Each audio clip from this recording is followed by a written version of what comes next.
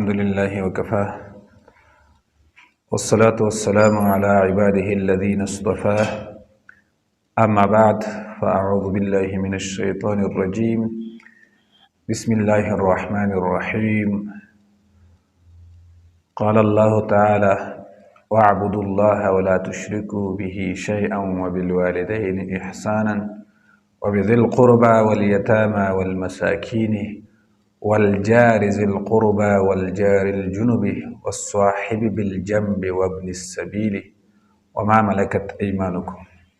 صدق الله العظيم.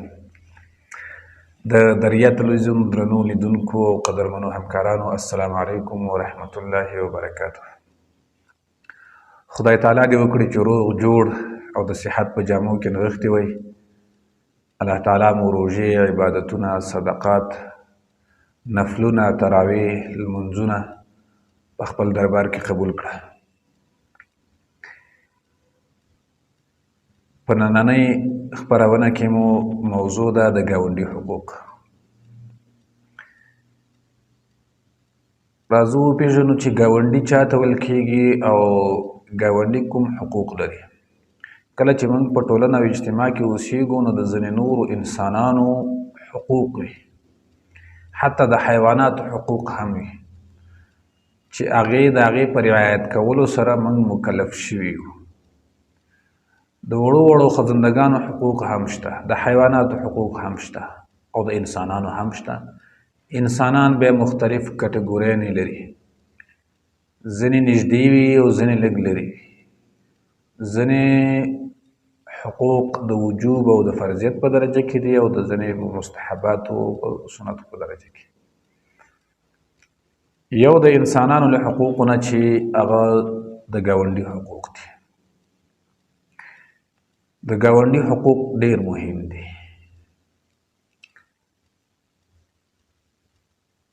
ځکه ګاونډي ستا نږدې کس وي، ستا سره د ژوند ډیره برخه نږدې تېروي.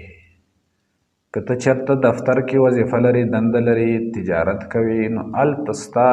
یو نیمه ورځ یا ورځ هلته تېروي. خو ستا د زندګۍ اصلي ځای چې کوم ځای کې دی هغلته تا سره یو بل څوک هم اوسېږي چې هغې ته ګاونډي ویل کېږي، چې هلته ته شپه کوې، هلته ستا ماشومان دي، هلته ستا مېرمن ده، هلته ستا بچیان دي، هلته ته د سکونت لپاره تا ځای جوړ کړی دی. نو دغلته چې تا سره نور څوک اوسېږي دې ته ګاونډي ویل کېږي. نو ځکه دا ډېر زیات حقوق لري. دا ګاونډي تا سره د دغې نږدېوالي یوه رشته لري. یوه رشته دا لري چې تا سره ستا له غم نه زر خبرېږي، ستا له درد نه زر خبرېږي، ستا په خوشحالۍ کې زر شریک کېږي. که خدای مکړه تا باندې په نیمه شپه هم مصیبت راشي، لومړی کس چې تا ته راځي څوک به وي؟ دغه ګاونډي به وي. نو ستا په خوشحالۍ کې، ستا په خوښیو کې دا تا سره شریک وي. که تا سره مصیبت راشي دا د سره شریک وي، ځکه دا تا سره همجوار او نږدې کس دا دی. نو د دغې له وجې نه ګاونډي زیات حقوق هم لري. دا د یو کور حیثیت لري، منتها تا سره یو دیوال دو دیواله فرق کوي. نور ستا ټول دارمدار له دوی سره دی، ستا د کورنۍ دارمدار له دوی سره دی. نو ځکه د دغې ګاونډي د حقوقو پیغمبر علیه السلام هم زیات تاکید کړی دی او جبرائیل علیه السلام هم پیغمبر علیه السلام ته د دغه همسایه د حقوقو ډیر تاکید کړی دی.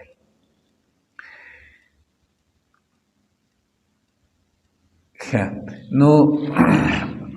ګاونډي څوک دی؟ ګاونډي مو وپېژندلو. ګاونډي پر یو ګاونډي باندې او خپل منځ کې حقوق لري چې هغه حقوق باید رعایت شي او اسلام دغه د رعایت سپارښتنه هر مسلمان ته کړې ده.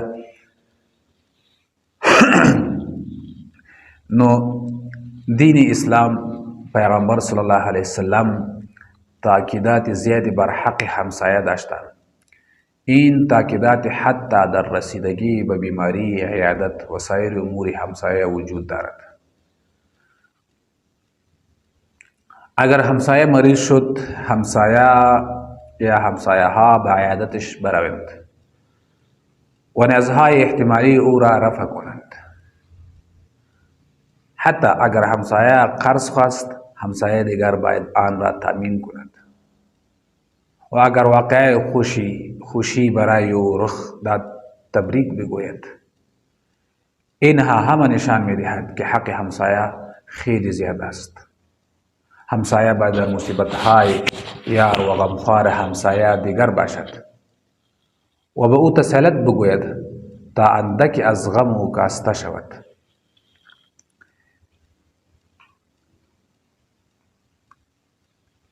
حفظ حریم همسایه از مهمترین موضوعات در پاسخ به حقوق همسایه چیست می باشد؟ خیلی از افراد این حریم را رعایت نمی کنند که این حریم ها می تواند از ایجاد سر و صدای مزاحم تا نگاه کردن به خانه همسایه ادامه داشته باشد. تجسس در داشتن و نداشتن وسایل زندگی از جمله مسائلی است که می تواند روابط همسایه را به هم بریزد. این مسئله در هیچ دینی از جمله اسلام پذیرفته نیست. پیامبر صلی الله علیه و سلم می فرماید هر کس که به خانه همسایش نگاه کند و عورت مردی یا موی زنی یا قسمت از بدن و او را ببیند، بر خداوند است که او را به آتش ببرد و باکی ندارد. دا ځکه چې همسایه تا سره ډیر نږدې دی، ته د هغه له هر حالت نه خبرېدلی شي. د همسایه ماشومان، د هغوی زنانه، د هغوی احتمال لکه ته یو کور حیثیت لري،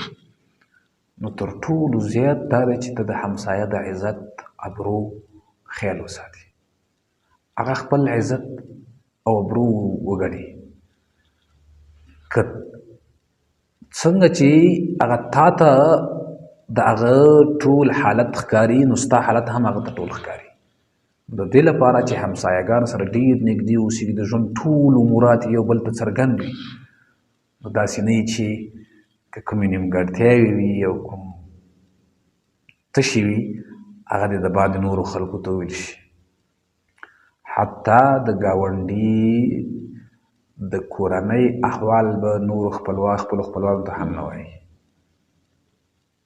نو الله جل جلاله د ګاونډي په حق کې په قرآن کریم کې فرمایي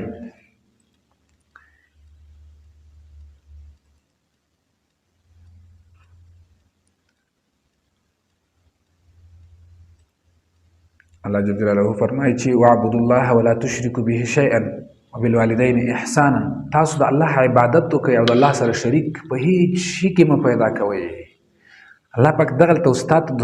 حقوق ښیي د خلکو. لومړنۍ خبره او اساس د دې هر څه نه مخکې هغه دا ده چې الله په وحدانیت ومني او د په هیڅ شي کې د هغه سره شریک پیدا نه کړي. دویمه خبره دا ده چې تا ته ډېر نږدې په حقوقو کې څوک دي. وبالوالدین احسانا، خپل مور او پلار سره نیکي وکړه. وبذي القربى، او د خپلوانو سره نیکي وکړه. اقارب دي د پلار له طرف نه دي، د مور له طرف نه دي، د خسرګنۍ له طرف نه دي، خپلوان دي، هغوی سره نیکي وکړه.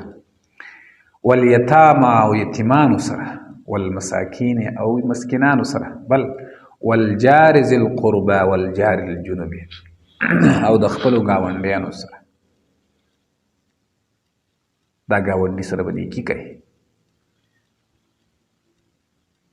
والجار الجنوبي، او د بیگانه گاونډي سره، یا د هغه گاونډي سره، او یا بیگانه گاونډي سره چې له بل ځایه راغلی اوس دلته ګاونډي شوی، یا ستا د گاونډي سره. والصاحب بالجنب، او له څنګ کې ناست کس سره، یعنې دا هم په ګاونډي کې راځي. که هغه ستا څنګ کې ناست کس تا سره دکاندار دی، که هغه څنګ کې ناست کس تا سره په دفتر کې دی، که هغه ناست کس تا سره په موټر کې دی، او که هغه ناست کس تا سره چېرته په مجلس کې دی، دا ټول د سره به نیکي کوي. وابن السبیل او مسافر سره، وما ملکت ایمانکم او هغه خپل غلامانو سره چې دغه مالک جوړ شوی تاسې د هغوی نو دوی سره نو دې کې یو مهمه خبره دا ده چې والجار ذی القربا ګاونډي شلو. نو د دې ګاونډي کې بیا والجار الجنوبي د ګاونډي بیګانه ګاونډي او والصاحب بالجنب تا سره چې څنګه څوک ناست دی الله تعالی ځکه چې دا تا ته ډېر نږدې دی نو د دوی سره به څه شی کوي نیکي به کوي. نو الله تعالی وایي چې تاسو به د دې خلکو سره نیکي کوئ ضرر به ورته نه رسوئ ځکه چې ضرر رسول خو په اسلام کې له هر مسلمان ته ناروا دي خو په ځانګړې توګه هغه ته ضرر رسول ګاونډي ته ضرر رسول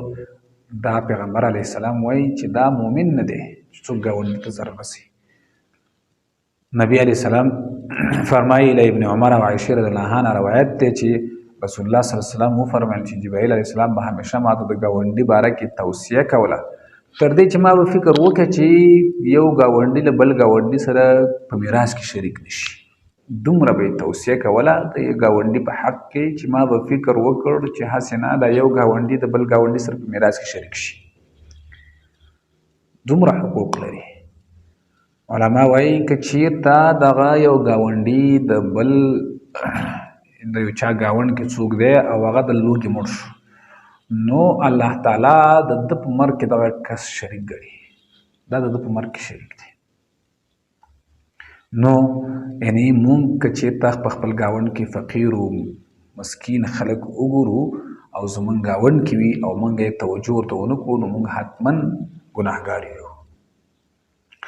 له ابوذر رضی الله عنه څخه روایت دی رسول الله صلی الله علیه وسلم وفرمیل آیا ابوذر کله چې شوروا پخه کړله کله چې د شوروا پخه کړله اوبه یې لږې زیاتې کړه او ګاونډي دې یاد کړه معنا تاسو کور کې څه پخوئ شوروا پخوئ لږ اوبه او غوړي ور زیات کړئ یا مثلا بل څه پخوئ خیر لږ یې زیات پوخ کړئ ځکه ستاسو په ګاونډ کې به داسې څوک وي چې بېګاه ته پناهار وي ستاسو په ګاونډ کې به داسې څوک وي چې ډوډۍ به یې نه وي خوړلې بچي به یې پناهاره وي ستاسو د کور حالت به هغه ګوري تاسو چې کله کور ته ځئ ستاسو په لاسونو کې به سودا ګوري شاید هغوی د دې وس او توان ونه لري تاسو هغه له یاده مه وباسئ هغه یاد کړئ هغوی درد ځان سره شریک کړئ رزق الله ورکوي والله یرزق من یشاء بغیر حساب الله به ته بغیر د حساب داسې رزق درکړي چې هېڅ بشمېرل کېږي نه خو تاسو د الله دغه فقیر او مظلوم بندګان مه هېروئ. رمضان تیر شو باید موږ او تاسو خپل ګاونډ کې غریب او یتیم هېر نه کړو هېر کړی نه وی سبا بل سبا اختر دی زموږ په ګاونډ کې فقیر او مظلوم خلک دي هغو باید هېر نه کړو هغوی هم د دغې ورځې د خوشحالۍ په ارمان دي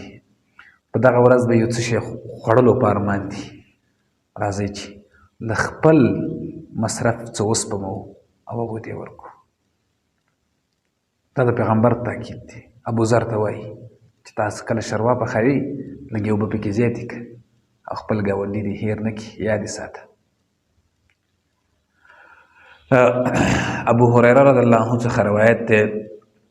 رسول الله صلی الله علیه وسلم وفرمایل په الله قسم مؤمن نه دی په الله قسم مؤمن نه دی په الله قسم مؤمن نه دی. وویل شول چې یا رسول الله صلی الله علیه وسلم څوک مؤمن نه دی؟ رسول الله صلی الله علیه وسلم وفرمایل هغه څوک چې ګاونډي له شر څخه په امن نه وي. ګاونډی دی ستا له شر نه په امن نه دی خیر خو دې نه رسیږي خو له شر نه دی په امن نه دی.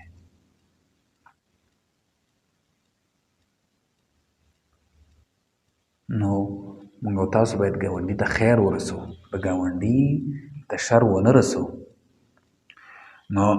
له ابو هریره رضی الله عنه څخه په بل روایت کې راځي چې رسول الله صلی الله علیه وسلم وفرمایل څوک چې په الله او د آخرت په ورځ ایمان لري باید ګاونډي ته ضرر ونه رسیږي او څوک چې د الله او د آخرت په ورځ ایمان لري باید د خپل میلمه عزت وکړي او څوک چې په الله او د آخرت په ورځ ایمان لري باید د خیر خبرې وکړي یا چوپ اوسیږي. نو که چېرته مونږ او تاسو د الله باندې او د آخرت په ورځ باندې د حساب په ورځ باندې د محشر په ورځ باندې ایمان ولرو نو باید مونږ ګاونډي ته ضرر ونه رسوو ګاونډي سره باید نیکي وکړو له عائشې رضی الله عنها څخه روایت ده چې هغه وایي چې ما وویل چې یا رسول الله صلی الله علیه وسلم دوه ګاونډیان لرم کوم یو ته هدیه او تحفه ولیږم رسول الله صلی الله علیه وسلم وفرمایل د کوم یو چې دروازه یې ستا دروازې ته ډیره نږدې وي هغه ته تحفه او هدیه ولیږه نو ګاونډي دومره حق لري چې حتی تحفې هم ورکولی شي د هغوی یعنې ځکه دا د ده له حال نه ته زر خبرېږي ته د له مصایبو او ستونزو کړاوونو نه زیات زر خبرېږي نو تر ټولو له هر چا نه زیات حق په تا باندې ګاونډي لري